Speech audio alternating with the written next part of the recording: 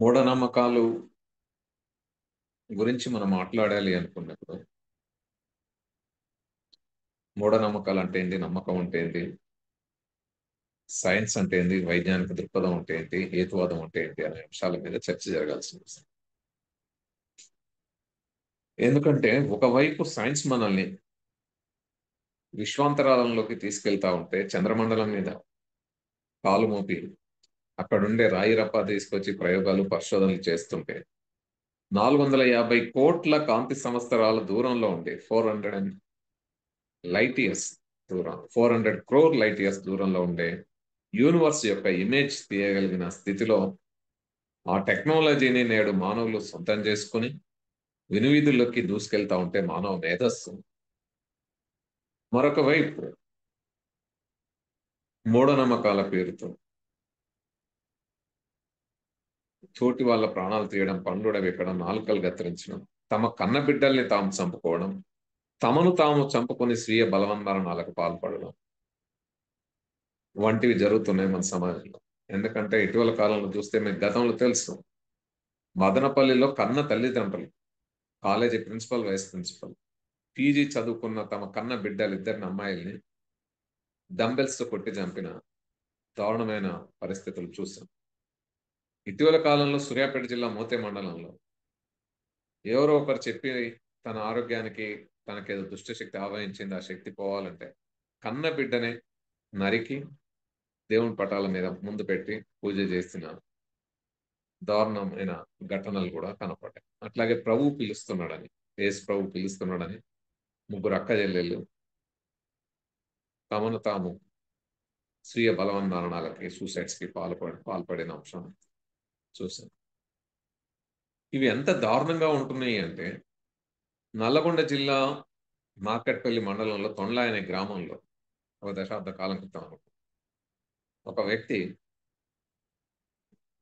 ఒక మనిషి తలని సైకిల్ కట్టుకుని డైరెక్ట్ పోలీస్ స్టేషన్కి వచ్చాడు. పోలీసులు ఆశ్చర్యపోయి ఏంటి దాన్ని షాక్ గురయ్యి, ఏంటి ఇలా వచ్చావు ఏంటి అంటే, ఆమె ఎవరు అంటే కన్న తల్లి తల నరికి సైకిల్ కట్టుకొని వచ్చాడు. ఏంటంటే బిడ్డకి హెల్త్ బాగాలేకపోతే తన కన్న తల్లి చేసిన మంత్రాలే కారణం అని, అంటే బాణమతి, చనిపోయే మంత్రాలు ఇలాంటివి.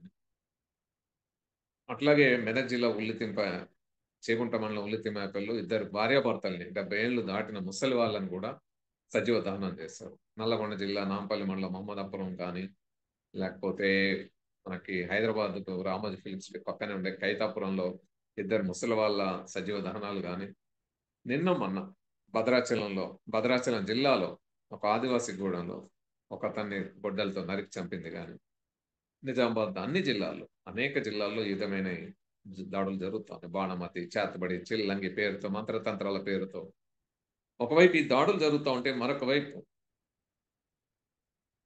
టెక్నాలజీ పెరిగిన తర్వాత ఈ టెక్నాలజీని వాడుకొని మూఢనమ్మకాలు పెరిగిపోవడం కూడా బాగా ఉంది.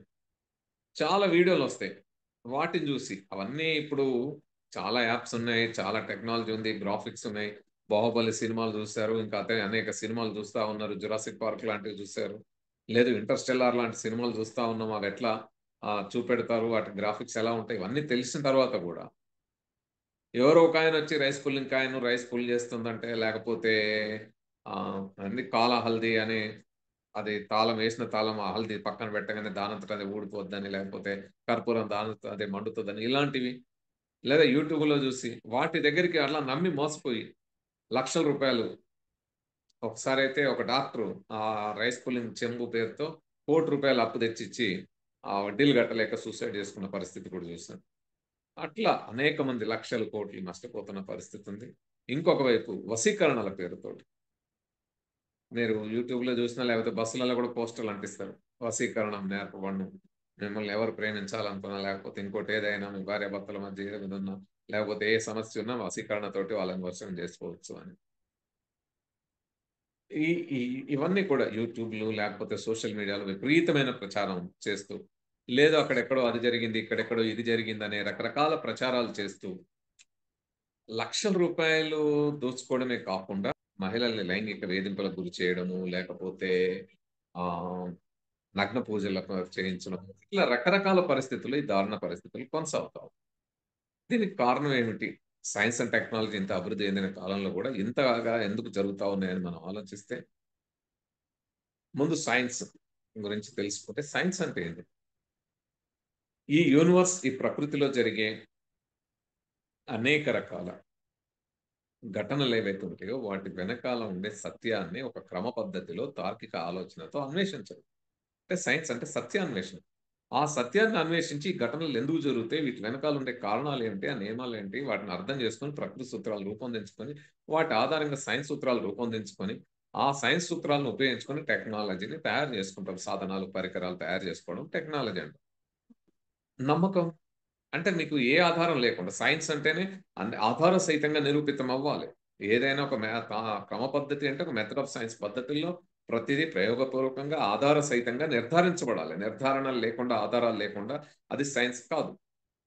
కానీ చాలా అంశాలు మనం ఏ నిర్ధారణ లేకుండానే అనేక నమ్మకాలు ఏర్పడతాయి. కానీ నమ్మకాలు ఏర్పడ్డ తర్వాత, వాటికి సంబంధించిన వాస్తవాలు తెలిసిన తర్వాత కూడా పాత నమ్మకాలనే పట్టుకొని మేము వేలాడతాం అనడం మూఢనమ్మకం కిందకొస్తది. ఉదాహరణకి అదే మానవులు. మానవులు వాళ్ళు ప్రకృతిలో, అడవిలో జీవించే వాళ్ళు మనకు తెలుసు. చెట్టు త్వరల్లో, కొండ గుహల్లో వాళ్ళు నివసించిన ఆహ్, ఉండేది. ఒక 60,000, 70,000 ఏళ్ల క్రితం, కొన్ని వేల ఏళ్ల క్రితం ఆ విధంగా నివసించేవాళ్ళు. అయితే మానవుల్లో ఉండే సహజాతమైన లక్షణం అంటే మానవుల్లో మెదడు వికసించిన తరువాత మిగతా జీవజాతుల కంటే ఒక ఉన్నతమైన సంక్లిష్టమైన అవయవ వ్యవస్థగా మెదడు ఆవిర్భావం చెందిన తరువాత, ఆ మెదడు చుట్టూ ఉండే ప్రకృతిని విమర్శనాత్మకంగా పరిశీలించడం అనేది అలవాటు కావడంతో పాటు, దీని వెనకాల ఏముంది? ఏదో ఉంది తెలుసుకోవాలనే ఒక కుతూహలాన్ని, జిజ్ఞాసని పెంపొందించింది. ఆ విధంగా మనిషిలో హేతుబద్ధ ఆలోచన మొదలైంది. సో, ఆ హేతుబద్ధ ఆలోచనతోటే వానలు పడడానికి, ఉన్నట్టుండి అడవులు తగలబడడానికి, ఆ మంటలెందుకొస్తాయి? వానలెందుకొస్తాయి? తుఫాన్లెందుకొస్తాయి? ఇలాంటి ఎందుకొస్తాయి? దీని వెనకాల ఏముంది? అని ఒక ప్రశ్న వేసుకోవడం మొదలుపెట్టారు. అది హేతుబద్ధ ఆలోచన. సో, ఆనాటికుండే పరిమిత జ్ఞానంతో వాటికి సమాధానాలు దొరకని కాలంలో తనకు తెలియని ఏదో అతీత శక్తి ఉందనుకుని, ఆ అతీత శక్తులను అంటగట్టుకొని, ఆ తర్వాత వాటికి దేవతా రూపాలిచ్చుకొని, వానదేవుడని ఇవన్నీ చెప్పుకొని చేశారు. ఆ విధంగా తనకు ఆనాటికి ఉన్న పరిమిత జ్ఞానం, తెలియనితనం వాటితోటి ఒక అతీత శక్తిని ఊహించుకొని, దానికి ఆ శక్తులేవో అంటగట్టారు. కానీ ఎప్పుడైతే ఈ కాలంలో మనకి వానలు పడడానికి కారణం, సముద్రాలు, చెరువులు లేదా పెద్ద పెద్ద జలవనరులో ఉండే నీళ్లేవైతే ఉంటాయో, ఆ నీరు ఆవిరవుతదని ఎండకి, వేడికి ఆవిరైతవని, ఆ తర్వాత అవి మేఘాలుగా మారుతాయని, అవి మళ్ళా చల్లదనం వచ్చినప్పుడు ఆహ్, నీటి బిందువులుగా మారిపోయి వానలు కురుస్తాయని, ఇదంతా ఒక జలచక్రం, వాటర్ సైకిల్ అని ఇప్పుడు హై స్కూల్ స్థాయి పిల్లలకు కూడా ఈ జలచక్రం గురించి తెలిసిపోయింది. అంటే ఫస్ట్ మనిషిలో ఉండే హేతుబద్ధ ఆలోచన తనకి సమాధానం దొరకని కాలంలో ముందు ప్రశ్న వేసుకున్నారు. కానీ సమాధానం ఏది దొరకని కాలంలో ఏదో అతీత శక్తి కంటగట్టు. కానీ అక్కడే ఆగిపోలే మానవ మేధస్సు కేవలం ఒకటి అంటగట్టి ఏదో అతీత శక్తి ఉందనే దగ్గర ఆగిపోకుండా, సమాధానాన్ని కూడా వెతుక్కునే ప్రయత్నం చేసుకొని, ఆ సమాధానాన్ని తెలుసుకునే ప్రయత్నం చేశారు. ఆ విధంగానే ఈరోజు విశ్వాంతరాలంలోకి వెళ్ళగలుగుతాం. ఒకప్పుడు ఏమనేవారు, చందమామ రావే జాబిల్లి రావే అని పాడుతూ, అగో చందమామ, చందమామలో చెట్టు, చెట్టు కింద ముసలమ్మ ఇలాంటి కథలు చెప్పేవారు. రావే రావే అంటే అది రాలేదని ఏం చేసాం? రాకెట్ తయారు చేసుకొని, ఒక ఆర్బిటార్ తయారు చేసుకొని, మనిషిని నీల్ ఆర్మ్‌స్ట్రాంగ్‌ని అక్కడ పంపిస్తే, అక్కడ దిగి, అక్కడి నుంచి ఇది వచ్చింది. సో, చందమామ మీదకి అనేక మంది వ్యోమగాములెళ్లి, ఆస్ట్రోనాట్స్ ఎళ్లి, అక్కడ ల్యాండ్ అయ్యి, అక్కడ ఉండే పరిస్థితులు, ఆ తర్వాత అనేక వాహనాలు పంపించి అధ్యయనం చేస్తాం. సో, తెలియని తనంతో సృష్టించుకున్న అతీత శక్తుల దగ్గర ఆగిపోకుండా ముందుకొస్తున్నా కూడా, ఈ రోజుకి జల జలచక్రం తెలిసిన తర్వాత, వానలు పడడానికి కారణం తెలిసిన తర్వాత గూడా, కప్పల పెళ్లి జేస్తామని, లేకపోతే అమ్మాయిల్ని బట్టలు ఊడదీసి నగ్నంగా ఊరేగింపు జేస్తే వానలు పడతాయని, ఆ విధంగా చేసేవేవైతే ఉన్నాయో అవి మూఢనమ్మకాల కిందకొస్తాయి. సో, ఈ మూఢత్వం సమాజంలో పెరిగిపోయి, అది అనేక రకాల దారుణాలకి లేదా మోసాలకు గురవ్వడానికి కారణమవుతాం. ఇవి ఇగ మూఢనమ్మకాలు అన్ని మతాల్లో రకరకాల పరిస్థితుల్లో ఉంటాయి. అందరికీ కల్వరి ఆయిల్ పేరుతోటి ఆహ్, గుడ్డివారు చూచెదరు, కుంటివారు నడిచెదరు, మూగవారు మాట్లాడెదరు అని ఇట్లా చెప్తా ఉంటారు. లేదా ప్రభువు నామమున ఆజ్ఞాపిస్తే వాన ఆగిపోతది చూడండని. లేదా ఆ కల్వరి ఆయిల్ తాగితే క్యాన్సర్ తగ్గుతది. సచ్చిన శవం నోట్లో సుక్కలేస్తే లేసి నిలబడతదని. ఆవు మూత్రం తాగితే క్యాన్సర్ తగ్గుతది, రోగాలు తగ్గుతాయి, ఎయిడ్స్ రాదు. ఇలాంటివి అనేక రకాల మూఢనమ్మకాలు అన్ని మతాల్లో దర్గాల దగ్గరికెళ్లి తాయెత్తులు కట్టించుకోవడం, లేదా దయ్యాలు, సాతాను, సైతాను వదిలించుకుంటామని రకరకాల మూఢనమ్మకాలు సమాజంలో ఉన్నాయి. సో అవి ప్రజల్ని ఆర్థికంగా, ఆరోగ్యపరంగా, అదేవిధంగా నష్టాలు కలుగజేయడమే కాకుండా, సామాజికంగా నష్టాలు కలుగజేయడమే కాకుండా, లైంగిక పరమైన దాడులకు కూడా హ్మ్, గురవ్వడానికి ఆస్కారం ఇస్తా ఉన్నాయి మూఢనమ్మకాలు. అందుకని ఈ మూఢనమ్మకాల్ని వ్యతిరేకంగా అనేక మంది ప్రయత్నాలు చేశారు. ప్రపంచవ్యాప్తంగా. అయితే ఈ మూఢనమ్మకాల్ని ఉండడమే కాదు, ఈరోజు సైన్స్ బాగా అభివృద్ధి చెంది, టెక్నాలజీ మన జీవితంలోనే కాదు, మన శరీరంలో కూడా భాగంగా అభివృద్ధి చెందిన తరువాత, విశ్వాంతరాలంలోకి కాదు, మన శరీరంలో కూడా ఇలాంటి టెక్నాలజీలు వచ్చి చేరి, పేస్ మేకర్లు, బట్టలు ఇవన్నీ వచ్చి చేరి, వాచ్, సెల్ ఫోన్లు ఇలాంటివన్నీ మన శరీరంలో కూడా భాగంగా మారిపోయిన తరువాత, ఈరోజు ఏది చెప్పినా సైన్స్‌కి ముడిపెట్టకుండా చెప్తే నమ్మే పరిస్థితి లేదు. అందుకని మూఢనమ్మకాలను పెంపొందించే వాళ్ళు కూడా సైన్స్‌ని ఉపయోగించుకొని మూఢత్వాన్ని పెంపొందించే ప్రయత్నం చేస్తా ఉన్నారు. అంటే సూడో సైన్స్‌ని ప్రచారం చేస్తా ఉన్నారు ఒకవైపు. రెండో వైపు ఆ సైన్స్‌ని ఉపయోగించుకొని తాము తమ దగ్గర అతీత శక్తులున్నాయని, వీళ్ళు మోసపోవాలంటే, నమ్మాలంటే, వాళ్ళు చెప్పే మాటలు నమ్మాలంటే తమ దగ్గర ఏవో శక్తులున్నాయని నమ్మించాలి కాబట్టి మాయలు, మహిమలు, అద్భుతాలు, మిరకిల్స్ అని చేసి వాటిని చూపెట్టి వాటి ద్వారా ప్రజల్ని మోసం చేస్తాం. సో, మూఢనమ్మకాలు ఇంతగా ప్రభావితం చేస్తున్న తరుణంలో, కేవలం ఇది ఒకప్పుడు ఏం చెప్పేవాళ్ళమంటే, హేతువాద సంఘాలు గాని, మానవవాద సంఘాలు గాని, ఇతర వైజ్ఞానిక సంస్థలు గాని, అప్పట్లో ఏం చెప్పేవాళ్ళంటే, మూఢనమ్మకాలకు కారణం పేదరికము, నిరక్షరాస్యత, అజ్ఞానము, తెలియనితనం ఇలాంటివన్నీ చెప్పుకునేవాళ్ళు. ఇప్పుడు నిరక్షరాస్యుల్లోనే, లేదా పేదరికంలో ఉన్న వాళ్ళలోనే, పేదల్లోనే, నిరక్షరాస్యుల్లోనే, అజ్ఞానంతో ఉన్న వాళ్ళలోనే, తెలియనితనంతో ఉన్న వాళ్ళలోనే మూఢనమ్మకాలు ఉంటాయా అంటే, చదువుకున్న వాళ్ళు, ప్రొఫెసర్స్, సైంటిస్ట్, మేధావులు, రాజకీయ నాయకులు, సెలబ్రిటీస్ అనేక మంది మూఢనమ్మకాల్ని పాటిస్తా ఉన్నారు. ఇటీవల కాలంలో మనం చూస్తే ఆ మధ్య కాలంలో హైదరాబాద్ నగరంలో మన బేగంపేటలో పెద్ద మాల్ యజమాని తన ఇంటికేదో వాస్తు బాలేదని ఎవరో స్వామిని పిలిపించి వాస్తు నివారణ యజ్ఞాలు, యాగాలు చేయిస్తుంటే ఆయన ఒక రూ. 1,00,000 ఇయ్యండని గులాబీ పూలు గంపలలో తెప్పించి అక్కడ పెట్టి, ఆ పూజలో రూ. 1,00,000 ఇయ్యండని తీసుకొని, ఆ రూ. 1,00,000 అందులో పెట్టమని, ఆ పూల మధ్యలో పెట్టమని, పెట్టిన తర్వాత మళ్ళా కొద్దిసేపయినాక అందులోంచి తీయమంటే ఆ 1,00,000 3,00,000 అయినాయి. సో, ఆయన తీసుకునేసరికి 3,00,000 వచ్చినాయని, ఇక నీ ఇంట్లో నుండి డబ్బంతా తెచ్చిపెట్టంటే 1,30,00,000, 1,40,00,000 తెచ్చి ఆ గులాబీ పూలలో పెడితే, ఆ తర్వాత ఆయన యజ్ఞంలో పాయసం తయారు చేసి వీళ్ళందరికీ ఇచ్చేసి, వీళ్ళు తాగి స్పృహ కోల్పోతే 1,40,00,000, 30,00,000 యేసుకొని ఎళ్ళిపోయిన పరిస్థితి. సో, అంటే బాగా చదువుకున్న వాళ్ళు, కోటీశ్వరులు, సైంటిస్ట్‌లు గూడా ఈ మూఢనమ్మకాలను నమ్మే పరిస్థితి ఉంది. చాలా మంది చెప్తా ఉంటారు. ఆయనెవరో సాయిబాబా, షిరిడి సాయిబాబా విభూది రాలుతదని, పటాల నుంచి విభూది రాలుతదని, తేనె రాలుతదని, అదేంది ఆ దివ్యమూర్తి ఏదో గుడిలో ఇట్లా తిరుగుతా ఉన్నాడు, నడుస్తున్నాడని, ఇట్లా రకరకాలవి చెప్పి ప్రచారం చేస్తూ ఉంటారు. సో, ఇవి చేసేటప్పుడు వాళ్ళు నమ్మియడానికి ఇంతకుముందు నేను ఇంతకుముందు చెప్పినట్టు ఆ రూ. 1,00,000 పెడితే 3,00,000 అయినాయి. అట్లాంటివి లేకపోతే ఇంకా రకరకాలవి వాళ్ళు నమ్మించడానికి అనేక ప్రయత్నాలు. గాల్లో నుంచి విభూతి తీస్తాను ఒకాయన బయలుదేరాడుగా చాలా మంది బాబాలు. గాల్లోంచి విభూతి తీస్తామని, అంటే లేకపోతే చేతులతో ఇట్లా బంగారం తీస్తామని. అలాంటి అనేక రకాల ఇంకా వేడి నూనెలో బజ్జీలు తీస్తామని. ఈ మధ్య కొన్ని వీడియోలొస్తున్నాయి. ఏంటి అవి? ఐస్ మీద పాలు పెడితే పొంగుతా ఉన్నాయి. మామూలుగా పొయ్యి మీద పెడితే పాలు పొంగుతాయి. కానీ ఐస్ మీద పెడితే పాలు పొంగుతా ఉన్నాయి. అంటే ఏదో శక్తులున్నాయి ఏమిటని, లేదా వేడి నూనెలో బజ్జీలు తీస్తామని, మంటల్లో నడవడం, గాజు పెంకులు ఇలాంటి అనేక రకాల అంశాల్ని చేసి చూపెట్టి, ఆ మిరకిల్స్ ఏవో తమ దగ్గరున్నాయని, తమ దగ్గర ఏదో అతీత శక్తులు, మహిమలున్నాయని నమ్మించడానికి, సూపర్ నేచురల్ పవర్స్ ఉన్నాయని నమ్మించడానికి ప్రయత్నాలు చేస్తున్నారు. సో, ఈ ప్రయత్నాలని మనం ఎలా ఎండగట్టాలి? ఇప్పుడు మన కార్యాచరణ ఏ విధంగా ఉండాలి? మనం ఎలా ముందుకెళ్ళాలి? ఏమిటి అనేది కాబట్టి వాటిలో ప్రధానమైన అంశాలు ఒకటి, గతంలో జేమ్స్ రాండి చేసిన, అబ్రహం కోవూర్ చేసిన, ప్రేమానంద్ చేసిన, లేదా మన విక్రమ్ గారు, నమ్మి విక్రమ్ గారు చేసిన, ఈ మిరకిల్ ఎక్స్‌పోజర్ మాయల మహిమల బండారాన్ని, అద్భుత శక్తులని వీళ్ళేవైతే చేస్తారో, వాటిని ప్రాక్టికల్‌గా మనం చేసి చూపెట్టడం. ఇది అందరము ప్రాక్టీస్ చేస్తే, వీటి మీద వీడియోలు చేస్తే, వీటి మీద ఎక్కువ సమాచారం మనం ఇవ్వగలిగితే, అందరికి ఎవరు చేసినా గూడా ఇది కామను, వీటి వెనకాల సైన్స్ ఉంటది, లేదా ట్రిక్స్ ఉంటాయి. ఇవన్నీ అర్థమైనాయనుకోండి. సో, ఇలాంటి ఏ వీడియోలొచ్చినా, ఇంకేదొచ్చినా సోషల్ మీడియాలో ఏ ప్రచారం వచ్చినా గూడా నమ్మని పరిస్థితి ఒకటి ఉంటది. కాబట్టి ఇలాంటి ప్రాక్టికల్ ప్రోగ్రామ్స్‌ని ఒకటి మనం ప్లాన్ చేయాలి. అందుకనే మిరకిల్ ఎక్స్‌పోజర్ ట్రైనింగ్స్‌కి మనం ఎక్కువగా నడపాలి. అది ఎక్కువ మంది చేసే వాళ్ళని తయారు చేసి పంపాల్సిన బాధ్యత మన మీదుంది. ఇది ఒక అంశం. రెండవది, ఈరోజు ప్రపంచవ్యాపితంగా ఫేస్ చేస్తున్న ఒక ప్రాబ్లమ్ ఉంది. అదేంటి అంటే సైన్స్ ఇల్లిటరసీ.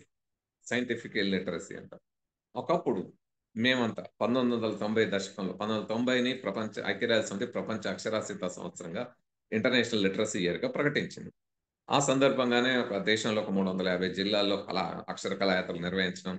విక్రమ్ గారు హైదరాబాద్ జిల్లాలో, నేను మహబూబ్‌నగర్ జిల్లాలో, ఇట్లా అనేక జిల్లాల్లో మేము 40 రోజుల పాటు ఆ సందర్భంగా అక్షరాస్యత అవసరాన్ని ప్రచారం చేస్తూ, మూఢనమ్మకాలకు వ్యతిరేకంగా ప్రచారం చేస్తాం. చదువుకోవాలి, చదువు చెప్పడానికి ముందుకు రావాలని.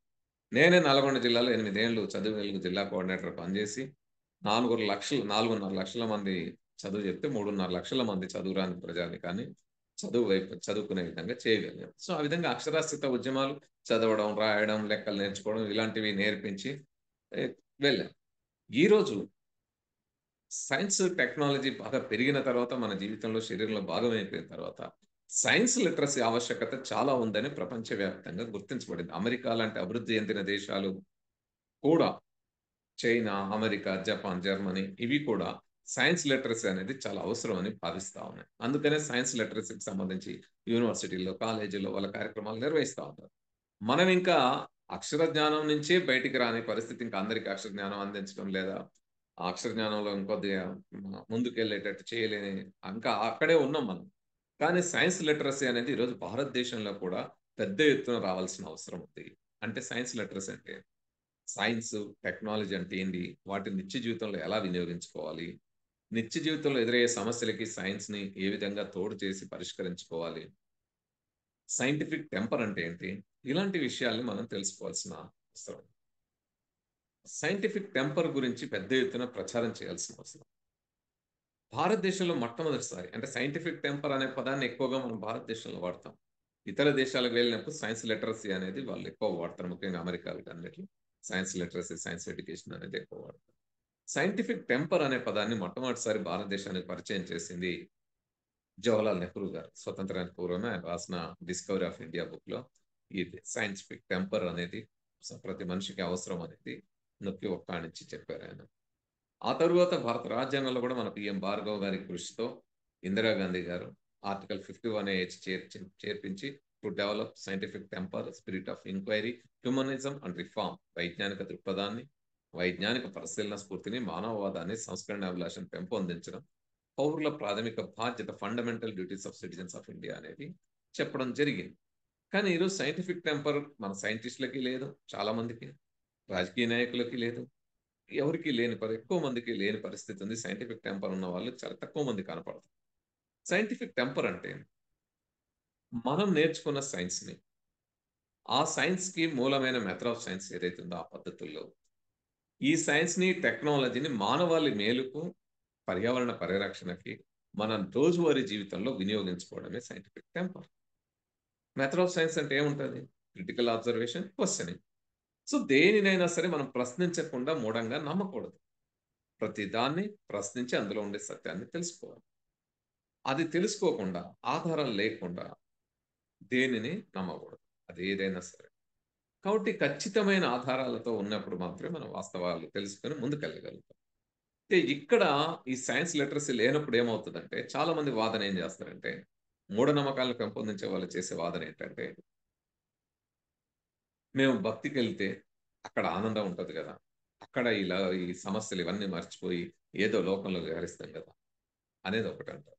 రెండోదేమంటారంటే దేవుడు అనే భయం లేకపోతే, పాప భీతి లేకపోతే, మతం అనేది లేకపోతే నేరాలెక్కువ జరుగుతాయి గదా! సో, గుడిలో ప్రశాంతత ఉంటదని, లేకపోతే ఆనందం ఉంటదని చర్చిలో, మసీదులో ఆ భీతి లేకపోతే నేరాలు జరుగుతాయని, ఇలాంటివి చెప్తా ఉంటారు.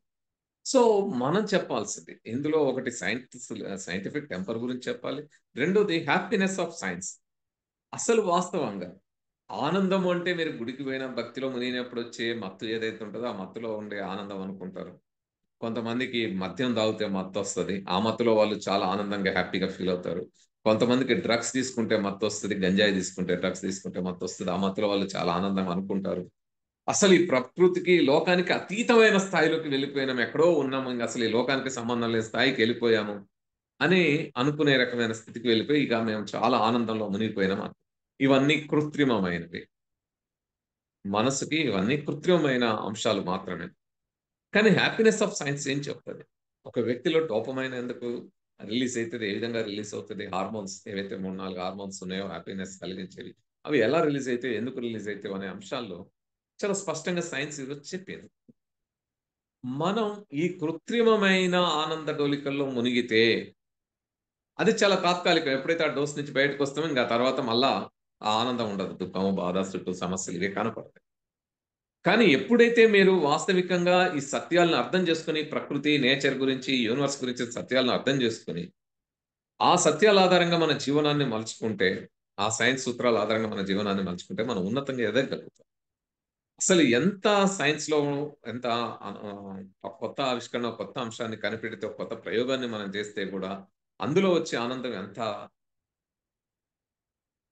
ఏనాటికి మర్చిపోలేనంతగా ఉంటది.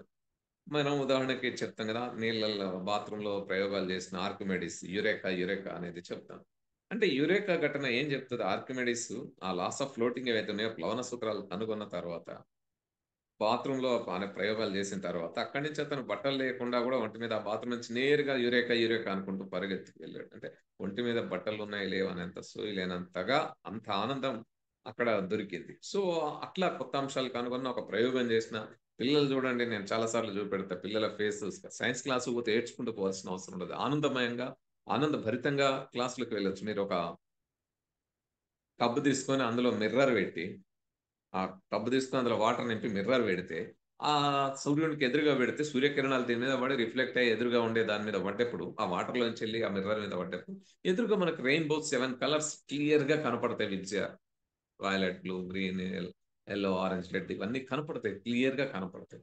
సో, ఎప్పుడైతే విబ్జిఆర్ మనకు కనపడుతదో, ఆ రెయిన్‌బో కనపడుతదో, 7 వర్ణాలు అంతా నేచురల్ కలర్స్ కనపడతాయి. అప్పుడు మీరు మనం ఏం జేయాలి? ఒక్కసారి అటువైపు చూడడం మానేసి, ఆ రెయిన్‌బోని చూడడం మానేసి, ఆ రెయిన్‌బోని చూసే పిల్లల మొఖాలు చూడండి. అవి ఎంత ఆనందంతో వెలిగిపోతాయో. సో, ఈ ఆనందం ఇది సహజమైన ఆనందం. ఇది ఎప్పటికి మిగిలిపోయే ఆనందం. ఎప్పటికైనా వాళ్ళు కథలు చెప్పుకుంటారు. నేనట్లా చూస్తే రెయిన్‌బో నేను జూసినా, నేను జూసినా అని. పెద్దవయిన తర్వాత గూడా వాళ్ళ పిల్లలకి చెప్పుకునే అవకాశం ఉంటది. నేనక్కడ నా చిన్నప్పుడే రెయిన్‌బో చూసిన. అందుకే మేడమ్ క్యూరీ ఓ మాట అంటది.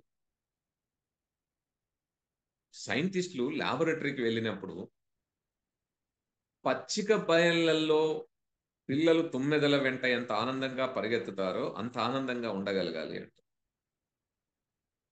సో, సైన్స్ క్లాస్ రూమ్‌కి పిల్లలొచ్చేటప్పుడు పచ్చిక బయల్లో తుమ్మదెల వెంట, లేదా కుందేళ్ల వెంట, లేదా పక్షుల వెంట పరిగెత్తేటప్పుడు ఎంత ఆనందభరితంగా ఉంటారో, అంత ఆనందభరితంగా మన సైన్స్ తరగతి గదిని తయారు చేయగలిగినప్పుడు, అసలైన ఆనందం అంటే ఏంటో తెలుస్తది. ఆనందంలో ఇంకొకటి గూడా ఉంది. ఎప్పుడైతే మీరు సమాజంలో భాగమని మనం గుర్తించామో, సమాజ అభివృద్ధి కార్యక్రమాల్లో భాగస్వాములై, సామాజిక సంస్థల్లో హేతువాద, మానవవాద, వైజ్ఞానిక సంస్థల్లో భాగమై, ప్రజల కోసం పని చేసినప్పుడు, ఆ పని చేసినప్పుడు ఆ కార్యక్రమం సక్సెస్ అయ్యి, లేదా 10 మంది అక్కడికి వచ్చి దానివల్ల తనకు ఉపయోగం కలిగిందని చెప్పినప్పుడు గూడా మీలో డోపమైన్ రిలీజ్ అయ్యి ఆనందం పెరుగుతది. సో, సామాజిక కార్యక్రమాల్లో భాగస్వాములు అవ్వడం కూడా అనేది హ్యాపీనెస్ ఆఫ్ సైన్స్‌లో ఒక భాగంగా చెప్పబడతది. కాబట్టి సామాజిక కార్యక్రమాల్లో భాగస్వాములు అవ్వాలి అనేది అని కూడా మనం ప్రజల్లో చెప్పగలగాలి. ఇదంతా సైన్స్ లిటరసీలో భాగంగానే ఈ అంశాలన్నీ మనము పడమాల్సింది. సో, ఇక్కడ ఇంకొక అంశం వాళ్ళు చెప్పేది నేను ఇంతకుముందు చెప్పింది పాపభీతి లేకపోతే, దైవభక్తి లేకపోతే, ఆ భయం లేకపోతే నరకం అనేది లేదా అంతిమ దినాలు, తీర్పు దినాలనే భయం లేకపోతే నేరాలు జరుగుతాయి కదా! అని. మీరు చూడండి ఆనందమయ జీవితాల సంఖ్య ప్రపంచవ్యాప్తంగా హ్యాపీనెస్ ఇండెక్స్ అనేది ఒకటి తయారు చేస్తారు. హ్యాపీనెస్ ఇండెక్స్‌లో ముందు పీఠినున్న దేశాలు తీసుకోండి. Scandinavian countries Norway, Sweden, Denmark, Finland, Netherlands, Germany ఇలాంటి దేశాలు కనపడతాయి. అంటే యూరప్ కంట్రీస్ కనపడతాయి. హ్యాపీనెస్ ఇండెక్స్‌లో మొదటి 10 స్థానాల్లో, 15 స్థానాల్లో ఆయా దేశాలున్నప్పుడు ఆ దేశాల్లో మీరు గనక గమనిస్తే ఎక్కువ శాతం ఎవరున్నారు అంటే నాన్ బిలీవర్స్ ఉన్నారు. సో, నాన్ బిలీవర్స్ ఏవైతే ప్రకృతి అతీత శక్తులు నమ్మకుండా ఒక భౌతికవాద వైజ్ఞానిక ఆలోచనతో ఉన్న ప్రజలున్నారో, హేతువాద ఆలోచనతో ఉన్నారు. అక్కడ ఆనందం ఎక్కువగా ఉంది. మీరు దైవం భావాన్ని నమ్మే గల్ఫ్ కంట్రీస్ తీసుకోండి, అరబ్ కంట్రీస్ తీసుకోండి. మతాన్ని పెద్ద ఎత్తున ప్రచారం చేస్తారు. లేదు ఒకప్పుడు అమెరికా మొత్తం చర్చ్ అంతా పెద్ద ఎత్తున మా క్రిస్టియానిటీ ప్రచారంలో ఉన్న దేశాలు తీసుకోండి. లేదు హిందూ మతం ప్రచారంలో ఉండే భారతదేశాన్ని తీసుకోండి. ఈ దేశాలు ఎక్కడున్నాయి? అమెరికాలో ఇప్పుడిప్పుడే చర్చికి వెళ్ళే సంఖ్య తగ్గుతా ఉంది. నాన్ బిలీవర్స్ సంఖ్య పెరుగుతా ఉంది కాబట్టి అది కూడా హ్యాపీనెస్ ఇండెక్స్‌లో ముందుకెళ్తా ఉంది. కానీ మీరు ఆఫ్ఘనిస్తాన్, పాకిస్తాన్ లేకపోతే ఇంకా ఇతర దేశాలు మన బంగ్లాదేశ్, బర్మా, భారతదేశం ఇలాంటి దేశాలు తీసుకుంటే హ్యాపీనెస్ ఇండెక్స్‌లో ఎక్కడో 200 తర్వాత ఉంటాయి. సారీ 100 తర్వాత 120, 130 దగ్గర ఉంటాయి. సో, ఎందుకని ఇండెక్స్‌లో మరి మతం ఇంత బాగా ఉన్న దేశాలు వెనకబడి ఉన్నాయి. ఏ దాన్ని నమ్మని హేతుబద్ధ ఆలోచన, వైజ్ఞానిక ఆలోచన ప్రజలు ఎక్కువగా ఉన్న దగ్గర హ్యాపీనెస్ ఇండెక్స్‌లో ఆ దేశాలు ముందు పీఠులున్నాయి అనేది ఆలోచించాలి. మీరు ఎడ్యుకేషన్‌లో కూడా చూడండి. ఫిన్లాండ్ ద నంబర్ 1 కంట్రీ అంటాం. సో, ఫిన్లాండ్ గాని ఇతర దేశాలు ఎడ్యుకేషన్ అండ్ హ్యాపీనెస్‌లో అవి ముందు పీఠులు. అందుకే మానవాభివృద్ధి సూచికల్లో కూడా ముందు పీఠులుంటాయి. అక్కడ నేరాల సంఖ్య కూడా తక్కువుంటది. సో, నేరాల సంఖ్య తక్కువుండడమే కాదు. అక్కడ నేరం అంటే హత్యలు, రేపులు కాదు. అక్కడ నేరం అనే దాన్ని ఎక్కడి దాకా తీసుకెళ్లారంటే, మానవ హక్కులకి ఏమాత్రం ఇబ్బంది విఘాతం కలిగినా గూడా దాన్ని నేరం కింద పరిగణించి జైలుకి పంపే స్థితికి తీసుకొచ్చారు. అంటే ఆ దేశాల్లో మానవ హక్కులనేవి ఎంత స్థాయికి ఎదిగినాయో మానవుల్ని గుర్తించడం అనేది మీరు గమనించండి. ఏంటిది? ఆ మధ్య మీరు చూసారో లేదో నెదర్లాండ్స్‌లో ఇండియన్స్ ఇద్దరు అక్కడికి ఇండియన్ పేరెంట్స్ అక్కడికి వెళ్ళినప్పుడు వాళ్ళ పిల్లల్ని దండిస్తే, కోప్పడితే జైలు పాలయ్యారు. అంటే ఆ దేశాల్లో తమ సొంత పిల్లల్ని వాళ్ళపై ఆగ్రహం వెలిపించడం, కోపం వెలిబుచ్చడం లేదా కొట్టడం నేరం.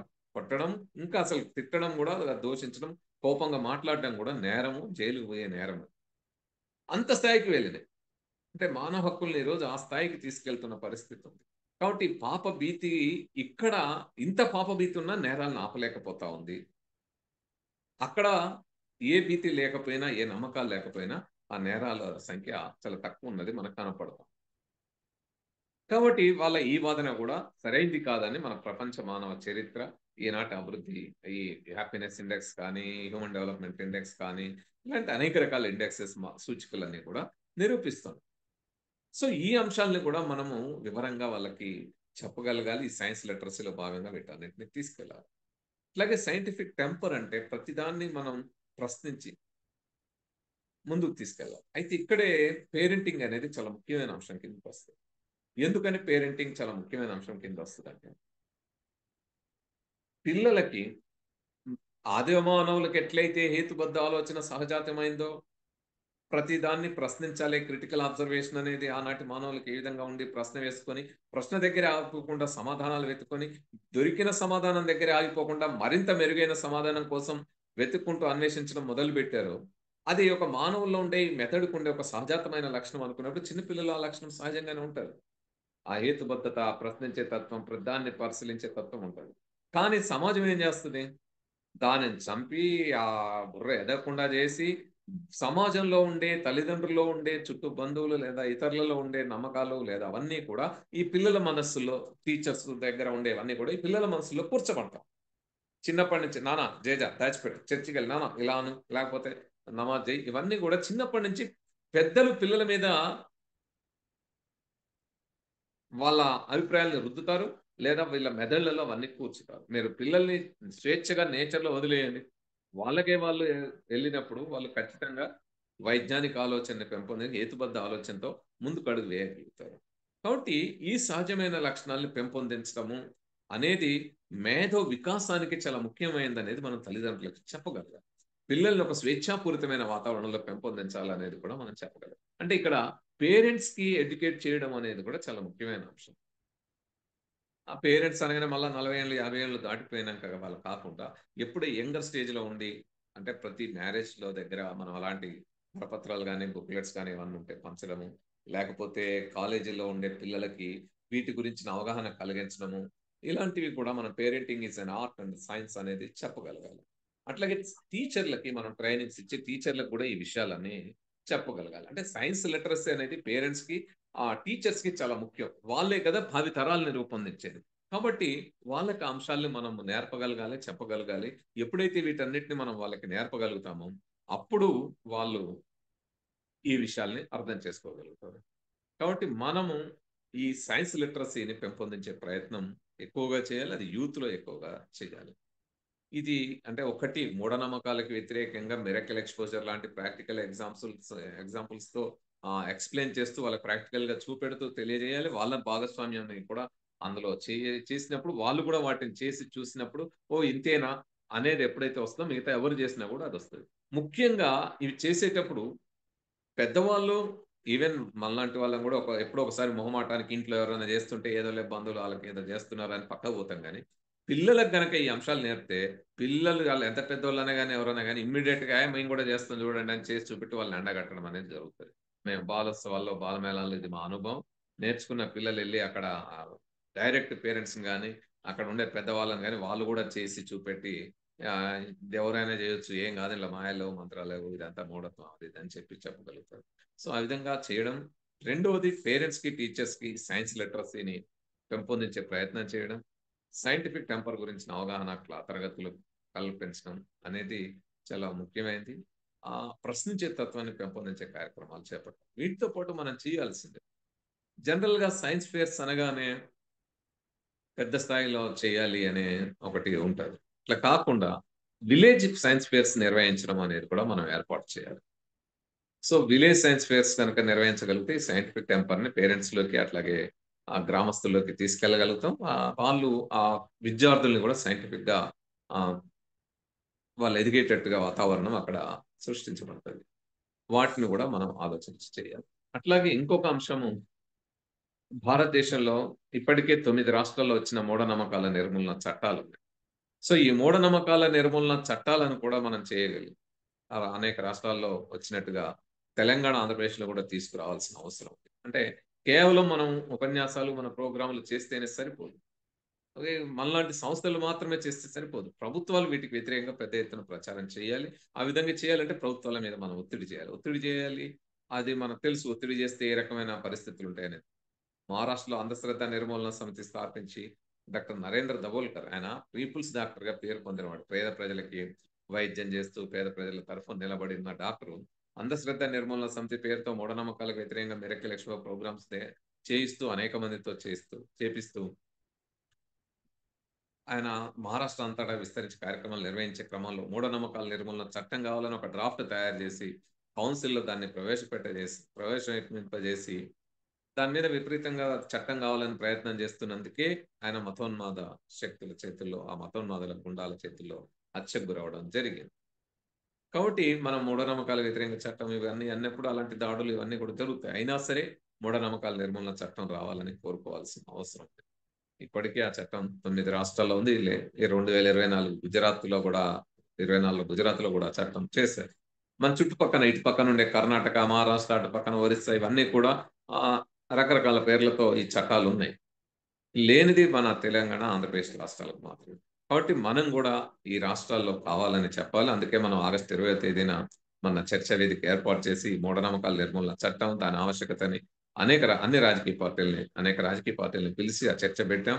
సో, రాజకీయ పార్టీలు మన సమావేశంలో పాల్గొన్న రాజకీయ పార్టీలన్నీ మద్దతిచ్చాయి. ముఖ్యంగా మన PCC president MLC Mahesh Kumar గారు ఖచ్చితంగా మేము చట్టం చేస్తాము అని చెప్పడం జరిగింది. ఎందుకంటే వాళ్ళ ఏఐసీసీ ప్రెసిడెంట్ మల్లికార్జున్ ఖర్గే గారు రాజ్యసభలో డిమాండ్ చేశారు. దేశంలో వ్యాప్తంగా మన కర్ణాటక, మహారాష్ట్రలో ఉన్నట్టుగా మూఢనమ్మకాల నిర్మూలన చట్టం రావాల్సిన అవసరం ఉంది అని ఆయన డిమాండ్ చేశారు.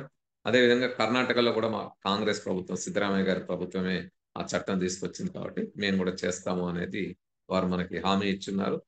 దాని మీద మనం ఫాలో అప్ చేయాల్సిన అవసరం. సో, ఇట్లా చట్టాలు రావాలి. చట్టాలు రాగానే సరిపోదు. ఆ చట్టాలకు వ్యతిరేకంగా అనేక శక్తులు పనిచేస్తాయి. చట్టం ఇంప్లిమెంట్ కాకుండా అందులో ఎక్కడెక్కడ లోపాలున్నాయని వెతికే ప్రయత్నాలు కూడా జరుగుతాయి. అందుకనే చట్టం వచ్చేంత వరకు జరిగేది ఒక ఉద్యమం అయితే, చట్టం వచ్చిన తర్వాత మన పోరాటం ఇంకెక్కువ చేయాల్సొస్తది. ఆ చట్టాన్ని వినియోగించుకోవడానికి, ఆ చట్టాన్ని సక్రమంగా అమలు చేయడానికి ఆహ్, మనం ఇంకా ప్రయత్నాలు చేయాల్సుంటది.